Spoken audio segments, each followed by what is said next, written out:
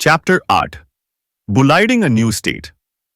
यदि मुझे संपूर्ण विश्व में से यह पता लगाना हो कि प्रकृति द्वारा प्रदत्त समस्त संपदा, शक्ति और सुंदरता से सर्वाधिक समृद्ध कौन सा देश है,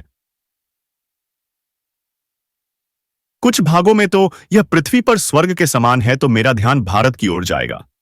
एफ मैक्स मूलर। मैंने इस पुस्तक की शुरुआत सितंबर 2001 में झारखंड राज्य की अपनी यात्रा से की थी। वह मेरी चौथी यात्रा थी। पहली दो यात्राओं ने मुझे इस राज्य की मूल क्षमताओं के बहुत करीब पहुंचा दिया। मुझे इस राज्य के विज्ञान एवं प्रौद्योगिकी परिषद का संरक्षक बनाया गया है।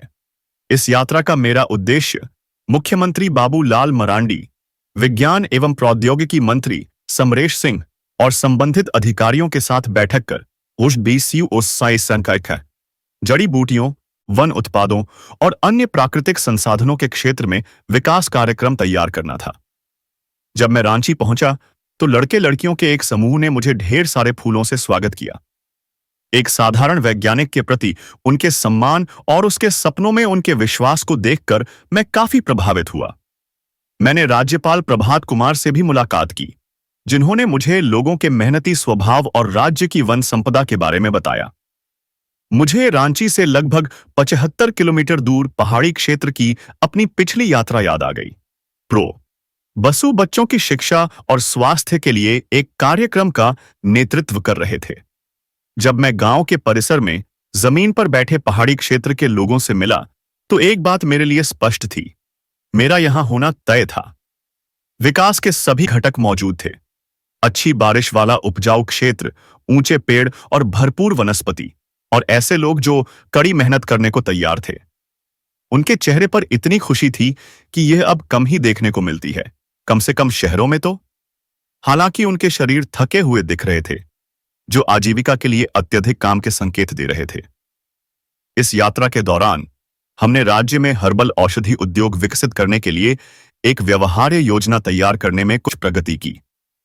हमने हर्बल फार्मों और औषधि उत्पादकों को जड़ी बूटियों के विपणन की योजनाओं पर विभिन्न अधिकारियों के साथ विस्तार से चर्चा की। हमारा उद्देश्य था कि औषधियों का निर्माण राज्य के भीतर ही किया जाए, ताकि मूल्य संवर्धन से राज्य को अधिक आय हो और साथ ही वहां उद्योग को भी बढ़ावा मिले। यह राज्य और हमारे मिशन के लिए एक नया प्रयोग था, लेकिन मिशन प्रबंधन में हमारे अनुभव को देखते हुए झारखंड के लिए 3 क्षेत्रों में बड़े पैमाने पर प्रवेश करने की अपार संभावनाएं हैं।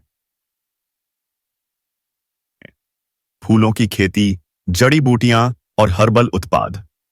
बैठक के बाद हम इस्पात नगरी बोकारो के लिए रवाना हुए। मौसम अच्छा था, बादल छाए हुए थे और हमें लग रहा था कि शायद फ्लाइट कैंसिल हो जाएगी। हम रांची पहुंच गए। दोपहर 2:30 पर एयरपोर्ट पर पहुंचे। पवन हंस हेलीकॉप्टर को किराए पर लिया गया था। राज्य सरकार, मैंने पायलट से पूछा कि क्या हम इस मौसम में उड़ान भर सकते हैं। पायलट ने मुझसे एक खूबसूरत उड़ान का वादा किया और हेलीकॉप्टर ने उड़ान भर ली। मैं और 2 अन्य यात्री मेरे साथ थे। मैंने कई बार हेलीकॉप्टर में यात्रा की है, लेकिन मौसम विशेष रूप से खराब रहा है। इस अवसर पर हालांकि पायलट कुशल था और मैंने उसे बधाई भी दी। अशांति के बावजूद उड़ान को सुचारू बनाए रखने के लिए एक अंक यह एक था जब हम जंगल और पहाड़ियों के विशाल विस्तार पर उड़ रहे थे। तो यह एक अद्भुत अनुभव था। मैं स्वच्छ वातावरण से प्रभावित था। मुझे आश्चर्य हुआ कि क्या यह बहुमूल्य प्राकृतिक संपदा को अल्प समय के लिए अविवेकी विनाश से बचाया जा सकता है। दीर्घकालिक व्यापार लाभ। मेरे मन में ऐसे विचार आते ही मैंने पाया कि हमारे पास उतरने लगे। अचानक मैंने पाया कि दोनों पायलट विमान गिरने के बारे में उत्तेजित चर्चा कर रहे हैं। आरपीएम की गिनती। मैं खुद ही सतर्क हो गया। नीचे देखने पर मुझे बड़ी संख्या में आरपीएम दिखाई दिए। चारों तरफ कारें। फिर दुर्घटना हुई। हेलीकॉप्टर जमीन से टकराया। टूटने की आवाज। टूटे हुए हिस्से हमारे चारों ओर उड़ रहे थे और मैं दमकल गाड़ियों को भागते हुए देख सकता था हमारी तरफ। मैं बस उस हेलीकॉप्टर से बाहर निकल आया जो जमीन पर एक मृत भार के रूप में गिर गया था। सौभाग्य से जब हम जमीन के बहुत करीब थे तभी इंजन फेल हो गया। यदि हम कुछ क्षण पहले असफल हो जाते तो मुक्त पतन के प्रभाव में हम नष्ट हो सकते थे। पायलट सदमे में थे और असहाय भाव से मेरी ओर देख रहे थे। मैंने उनके हाथ पकड़ लिए और उन्हें धन्यवाद दिया। मैंने कहा, कभी कभी ऐसा उड़ने वाली मशीनों के साथ होता है और पायलटों को साहस के साथ इसका सामना करना होगा। मुझे चिन्मय विद्यालय के छात्रों को संबोधित करना था और वे सभी इंतजार कर रहे थे। इसलिए हम दुर्घटना और सदमे को पीछे छोड़कर स्कूल की ओर भागे। स्कूल के प्रिंसिपल कृष्णा स्वामी ने मेरा स्वागत किया और जब मैं सभागार से होते हुए मंच की ओर बढ़ा तो छात्रों ने मुझ पर गुलाब की पंखुड़ियां बरसाईं। दुर्घटना की खबर मेरे पहुंचने से पहले ही आ चुकी थी। बच्चे एकदम खामोश बैठे थे। तनाव कम करने के लिए मैंने युवा समूह से कहा, साथियों, जब मैं रांची से यहां आ रहा था तो मैंने राज्य को ईश्वर की ओर से दिए गए महान उपहार की प्रशंसा की। जमीन के नीचे और ऊपर आपके पास प्रचुर मात्रा में खनिज हैं। झारखंड के मैदानों की उपजाऊ मिट्टी भरपूर फसल दे सकती है। जब मैं सुंदर जंगलों और घाटियों और पहाड़ियों के ऊपर से उड़ रहा था तो जंगल और हर्बल उत्पादों के मामले में उनके पास मौजूद संपदा के बारे में सोचकर बहुत सुकून मिला। जमीन पर मैंने एक पूरी तरह से चालू स्टील प्लांट देखा। अब मैं अपने सामने जो देख रहा हूं और जिसके लिए नया राज्य प्रसिद्ध है, वह है इसके मेहनती लोग। तो इस राज्य में सभी आवश्यक संपदा है। यह एक ऐसी भूमि है जो परिवर्तन के लिए इंतजार कर रही है। मैं भविष्य में ऐसे गांवों को देख रहा हूं जिन्हें शहरी सुविधाएं प्रदान की जाएंगी और जो शिक्षा, स्वास्थ्य और व्यवसाय के मामले में आत्मनिर्भर होंगे। आज की घटना मेरे शेष जीवन के मिशन को परिभाषित करने में मदद करेगी। राज्य की संपदा को देखने के बाद मैं लैंडिंग के दौरान अपनी असुविधा को भूल गया। आप इस मूल क्षमता का उपयोग एक विकसित राज्य बनने के लिए कैसे कर सकते हैं? इसके लिए आपको मिशन मोड में काम करना होगा। जब ये बच्चे वयस्क जीवन में प्रवेश करेंगे और अपना करियर बनाएंगे, तब वे ज्ञान समाज बनने के राष्ट्रीय प्रयास का हिस्सा बन सकते हैं।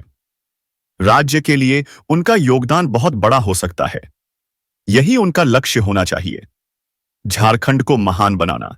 बच्चों द्वारा लगाई गई प्रदर्शनी को देखते हुए और उनके प्रदर्शन को देखते हुए, जिसमें एक अद्भुत मोर नृत्य भी शामिल था, एक बात जो मेरे दिमाग में लगातार आती रही, वह यह थी कि शिक्षा प्रणाली में सुधार करना कितना महत्वपूर्ण है ताकि यह रचनात्मकता के इन शक्तिशाली केंद्रों को बाधित न करे। मुझे लगा कि यह एक ऐसा क्षेत्र है जिस पर मुझे काम करना चाहिए, राज्य और केंद्र के साथ। चिन्मयानंद मंदिर में समारोह के बाद मैंने अपने अन्य कार्य जारी रखे। विद्यालय टाउन हॉल में एक मीटिंग होने वाली थी और मैं वहां गया। ब्रश करते हुए महाप्रबंधक द्वारा विचारपूर्वक भेजी गई डॉक्टरों की चिंता को एक तरफ रखते हुए बोकारो स्टील प्लांट में मेरी भलाई का ख्याल रखने के लिए टाउन हॉल में मेरे पास जो विषय था बोलने के लिए, झारखंड की मुख्य क्षमता और उद्योग विषय था। मैंने अपना भाषण जारी रखा। भाषण छोटा रखें, चर्चा को आगे बढ़ने दें। इस बीच इलेक्ट्रॉनिक मीडिया ने अपना काम कर दिया था। चूंकि हमारे आगमन को कवर करने के लिए मीडिया की मौजूदगी बहुत ज्यादा थी, इसलिए दुर्घटना की खबर पूरे देश में तेजी से फैल गई। मेरे मोबाइल फोन पर कॉल आने लगे ताकि पता चल सके कि मैं ठीक हूं या नहीं। मैं मीटिंग में खलल नहीं डालना चाहता था, इसलिए मैंने अपना मोबाइल फोन डॉक्टर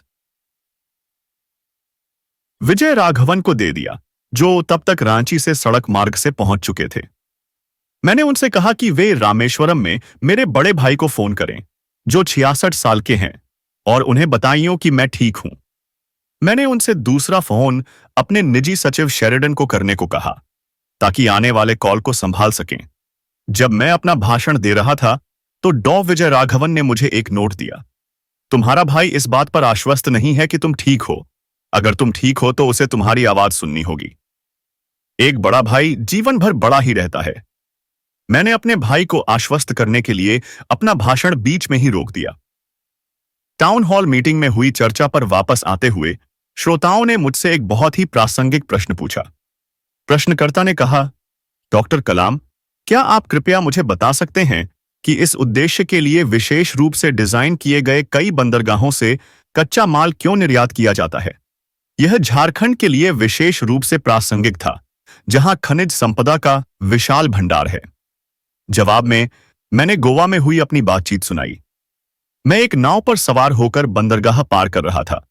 एक दीक्षांत समारोह में भाषण देने के लिए विश्वविद्यालय जा रहा था और मेरे साथ डॉ.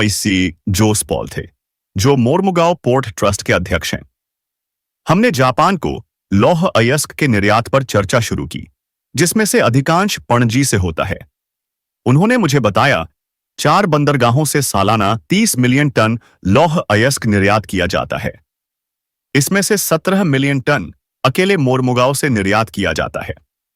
अयस्क को बहुत कम कीमत पर बेचा जाता है, कुछ डॉलर प्रति टन, क्योंकि खरीदारों के अनुसार यह घटिया गुणवत्ता का होता है। इस तरह इसकी बिक्री से अर्थव्यवस्था में कोई खास योगदान नहीं हुआ। यही अयस्क यदि यहां उपयोग किया जाए तो मूल्य संवर्धन के कारण निस्संदेह कहीं अधिक आय उत्पन्न करेगा। मूल्य संवर्धन क्या है और क्या आप इसका कोई उदाहरण दे सकते हैं? मुझसे बोकारो में पूछा गया और मेरे दिमाग में एक शक्तिशाली उदाहरण आया। जब हम 1970 के दशक में उपग्रह प्रक्षेपण वाहनों पर काम कर रहे थे, तो बेरिलियम डायाफ्राम की आवश्यकता पड़ी। इनका उपयोग जायरो में किया जाता है। सेंसर का उपयोग रॉकेट या मिसाइलों के उड़ान के दौरान उनके रुख, निर्दिष्ट दिशाओं के संबंध में विमान की स्थिति को निर्धारित करने के लिए किया जाता है। चूंकि ये हमारे पास उपलब्ध नहीं थे, इसलिए अंतर्राष्ट्रीय बाजार में इन्हें खरीदने के लिए एक खरीद टीम बनाई गई। टीम का नेतृत्व टी.एन. शेषन कर रहे थे, जिन्हें अब पूर्व मुख्य चुनाव आयुक्त के रूप में जाना जाता है। भारत के आयुक्त माधवन नायर, डॉ. एस.सी. गुप्ता और मैं सदस्य थे। हमने न्यूयॉर्क की एक कंपनी के साथ 100 बेरिलियम डायाफ्राम का सौदा किया। 3 महीने बाद हमें कंपनी से संदेश मिला कि चूंकि बेरिलियम डायाफ्राम का उपयोग अंतर्महाद्वीपीय बैलिस्टिक मिसाइलों पर लगे जायरो बनाने के लिए किया जाता है, इसलिए उन्हें भारत को आपूर्ति करने के लिए विदेश विभाग से अनुमति नहीं मिली है। हमने तुरंत अपने सामान्य अग्निशमन तरीके से समस्या का समाधान करने के लिए कार्रवाई शुरू की। हमारे लिए अस्वीकार की गई तकनीक प्राप्त की गई तकनीक थी। इस बीच यह पता चला कि भारत में बेरिलियम अयस्क का सबसे बड़ा भंडार है। उन दिनों यह अयस्क जापान को निर्यात किया जाता था, जो अयस्क को बेरिलियम की छड़ों और चादरों में संसाधित करता था और उन्हें अमेरिकी कंपनियों को निर्यात करता था, ताकि वे उन्हें डायाफ्राम जैसे बेरिलियम उत्पादों में बदल सकें। मुझे अपने जीवन का सबसे बड़ा झटका लगा।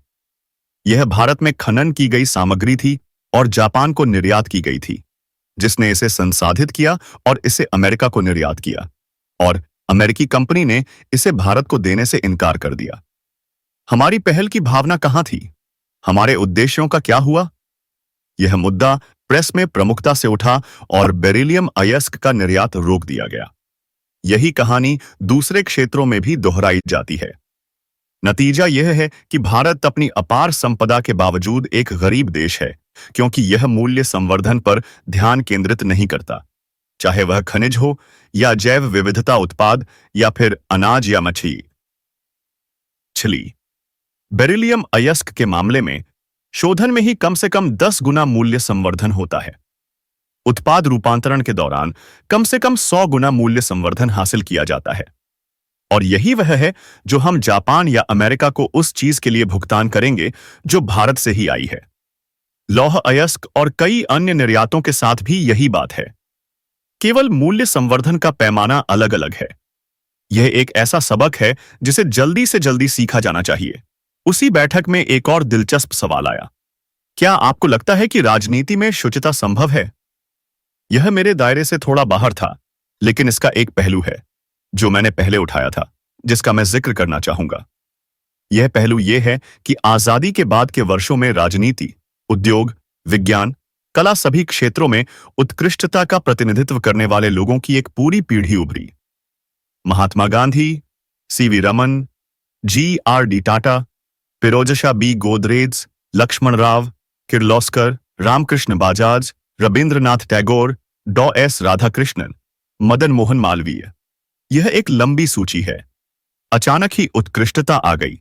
समाज के हर क्षेत्र और परिस्थिति को इस प्रकार के उत्कर्ष को संभव बनाने के लिए वह दृष्टिकोण था जो राष्ट्र ने अपने लिए निर्धारित किया था। मेरा मानना है कि यदि राष्ट्र आज दूसरा दृष्टिकोण तैयार कर ले, तो राजनीति सहित जीवन के सभी क्षेत्रों में हमारी महत्वाकांक्षा के अनुरूप कद के नेता एक बार फिर सामने आएंगे। अगले दिन मैं भारत के सबसे बड़े इस्पात संयंत्र बोकारो स्टील प्लांट गया। संयंत्र के महाप्रबंधक श्री तिवारी मेरे साथ थे। संयंत्र का आकार अद्भुत था। मैंने देखा कि सैकड़ों लोग संगठित तरीके से काम कर रहे थे। उनके शरीर से पसीना बह रहा था, जबकि पिघला हुआ इस्पात भट्टी से आग की नदी की तरह बह रहा था। मुझे बताया गया कि लौह अयस्क कई वर्षों तक उपलब्ध रहेगा। संयंत्र जितना प्रभावशाली था, मैं यह देखकर निराश था कि इसके आसपास कोई औद्योगिक एस्टेट नहीं था, जो यहां उत्पादित इस्पात का उपयोग विभिन्न उत्पादों को बनाने के लिए करता हो। मुझे बताया गया कि औद्योगिक एस्टेट की स्थापना राज्य के अधिकार क्षेत्र में आती है। इसने हमारी खंडित सोच पर मेरे पुराने अफसोस को फिर से जगा दिया। यह खंडित शासन क्यों है, जहां एक एजेंसी दूसरे से अलग थलग है? जब तक विकास राज्य आधारित उद्योगों की ओर निर्देशित नहीं होता, तब तक केंद्रीकृत योजना के माध्यम से विशाल राष्ट्रीय मिशनों पर काम करना वास्तविक समृद्धि के लिए बहुत कुछ नहीं करेगा। दिल्ली वापस आते समय मैंने सोचा कि झारखंड की सबसे अच्छी मदद कैसे की जा सकती है। राज्य को बदलने के लिए ऊषाबाज बनने के लिए कुछ बड़े मिशन और एक समय सीमा की आवश्यकता थी। राज्य और केंद्र को एक एकीकृत प्रयास करने की आवश्यकता होगी। क्या यह संभव होगा? मुझे एसएलवी 3 मिसाइल और हथियार विकास कार्यक्रमों में अपने अनुभव पर वापस जाना चाहिए। वे बताते हैं कि एकीकृत दृष्टिकोण से मेरा क्या मतलब है। इन प्रयासों में सफल होने के लिए हमें एक बहुसंगठनात्मक मिशन मोड अपनाना पड़ा। रॉकेट बनाना ड्राइंग बोर्ड से लेकर विकास और प्रक्षेपण तक एक लंबी प्रक्रिया है। पूरी प्रक्रिया के दौरान कई विश्वसनीयता कारक मायने रखते हैं। पहला चरण एक मजबूत बूस्टर रॉकेट सिस्टम है। रोहिणी को कक्षा में स्थापित करने से पहले बूस्टर रॉकेट ने उड़ान हार्डवेयर में पूर्ण पैमाने पर 5 स्थिर परीक्षणों से गुजरा था और इसे 2 प्रायोगिक उड़ानों के दौरान भी भी आजमाया गया था। इसका मतलब है कि जब लॉन्च का समय आया तो एक सिद्ध विकसित बूस्टर उपलब्ध था। 1982 में जब मिसाइल कार्यक्रम की परिकल्पना की गई थी, तब किसी ने भी आईआरबीएम की मांग नहीं की थी। हालांकि एसएलवी 3 बूस्टर की उपलब्धता के कारण स्वीकृत परियोजना के हिस्से के रूप में एक प्रौद्योगिकी प्रदर्शक अग्नि का निर्माण किया गया। कार्यक्रम अग्नि को 1989 में मात्र 36 करोड़ रुपए के मामूली बजट में सफलतापूर्वक लॉन्च किया गया था। दुनिया में कोई भी यह अनुमान नहीं लगा सकता था कि भारत 6 साल की छोटी अवधि में आईआरबीएम क्षमता हासिल कर लेगा। यह केवल इसलिए संभव हुआ क्योंकि अग्नि मिशन को एक बहुसंस्थागत कार्यक्रम के रूप में संगठित किया गया था। मिशन मोड कार्यक्रमों के रूप में किए गए विभिन्न अंतरिक्ष और रक्षा परियोजनाओं के आधार पर मेरा आकलन यह है कि विभिन्न प्रतिभागियों, सरकारी विभागों, उद्योग, अनुसंधान संस्थानों के बीच गहन भागीदारी कम लागत पर तेजी से विकास लाती है। यही बात अन्य परियोजनाओं और योजनाओं पर भी लागू होती है।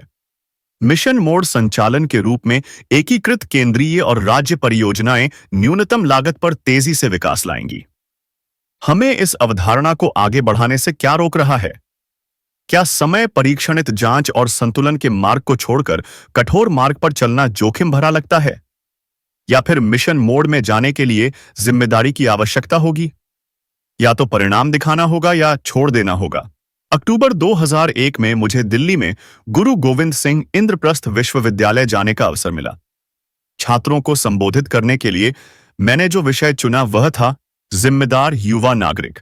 मैंने भारत के ज्ञान समाज बनने के महत्व को सामने रखा। बातचीत के बाद एक छात्र ने मुझसे एक महत्वपूर्ण सवाल पूछा, क्या आप मुझे बता सकते हैं कि भारतीय विशेष रूप से शिक्षित भारतीय अमेरिका और यूरोप जाने पर क्यों सफल होते हैं? वे अमीर भी बनते हैं। मैंने कहा, हाल ही में मैंने चिदानंद राजघट्टा की एक किताब पढ़ी, द हॉर्स दैट फ्लेव, जो उन भारतीयों के बारे में है जिन्होंने आईटी क्षेत्र में, खासकर अमेरिका में सफलता हासिल की है। मैंने उन सभी में एक गुण देखा जो सफल रहे। वह यह था कि वे अकेले काम नहीं करते थे।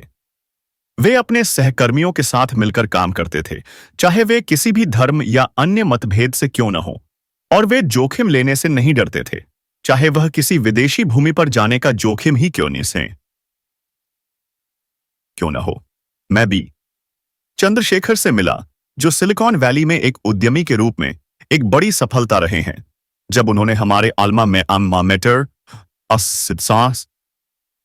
मद्रास इंस्टीट्यूट ऑफ टेक्नोलॉजी, जिसका संक्षिप्त नाम MIT मैसाचुसेट्स में प्रसिद्ध संस्थान के समान है, में एक इंटरनेट प्रौद्योगिकी केंद्र शुरू करने के लिए योगदान दिया। एक सुबह चंद्रशेखर ने एक और उद्यम शुरू करने के लिए अपनी $10 अरब की कंपनी बेच दी। जब मैंने उनसे पूछा कि उन्होंने अपने उद्यम को बनाने के लिए ऐसे जोखिम कैसे उठाए, तो चंद्रशेखर ने मुझे बताया कि उन्हें जोखिम लेना पसंद है। जोखिम उठाने का एक और पहलू था उनकी और अन्य कंपनियों की सफलता उनके लिए अस्तित्व प्रदर्शन पर निर्भर था, और जितना बेहतर उन्होंने प्रदर्शन किया, वे उतने ही अमीर बन गए। इस संबंध में मैं एक अनुभव साझा करना चाहता हूं। यह 1955 की बात है। मैं मद्रास इंस्टीट्यूट ऑफ टेक्नोलॉजी में एरोनॉटिकल इंजीनियरिंग के दूसरे वर्ष में था। हमारे निदेशक डॉ. श्रीनिवासन थे, जो खुद एक एरोनॉटिकल इंजीनियर थे।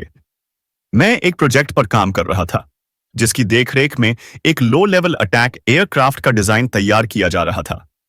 7 छात्रों की एक टीम को यह काम सौंपा गया था। उनमें से 3, विवेकानंदन, महाबलेश्वर भट्ट और को सिस्टम इंटीग्रेशन का काम दिया गया था।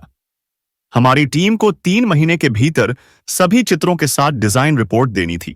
क्योंकि मेरे दोस्तों से इंजन, कंट्रोल सिस्टम और कुछ अन्य सब सिस्टम के चित्र आने में देरी हो गई, इसलिए मुझे भी अपने चित्र जमा करने में 2 सप्ताह से अधिक की देरी हो गई। अगस्त के महीने की उमस भरी शाम थी। मैं ड्राइंग बोर्ड पर काम कर रहा था। टेनिस कोर्ट जाते हुए श्रीनिवासन ने मेरे कमरे में झांका और मेरा काम देखा। उन्हें लगा कि मैं अभी पूरा नहीं हुआ हूं।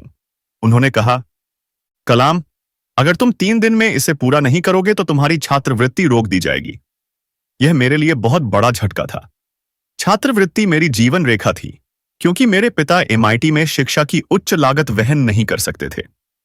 मुझे उपलब्ध समय का सर्वोत्तम उपयोग करना था। इसे पूरा करने के लिए 3 दिन बहुत कम समय था। मुझे लगातार काम करना होगा, और यही मैंने करने का फैसला किया। मैं 3 रातों तक कॉलेज में एक बेंच पर सोया और केवल भोजन के लिए बाहर गया। ठीक 3 दिन बाद श्रीनिवासन मेरे ड्राइंग बोर्ड पर आए। उन्होंने करीब 1 घंटे तक मेरे द्वारा किए गए काम की जांच की और कहा, यह अच्छा है, आपने कुछ दिनों में कुछ हफ्तों का काम कर दिया है। उनके मुंह से यह एक बड़ी तारीफ थी। तब मुझे एहसास हुआ कि अगर कुछ दांव पर लगा हो तो मानव मन भड़क उठता है और कार्य क्षमता कई गुना बढ़ जाती है। चुनौतियां अवसर पैदा करती हैं। एक बार कोई काम चुन लिया जाए तो उसमें पूरी तरह डूब जाना चाहिए।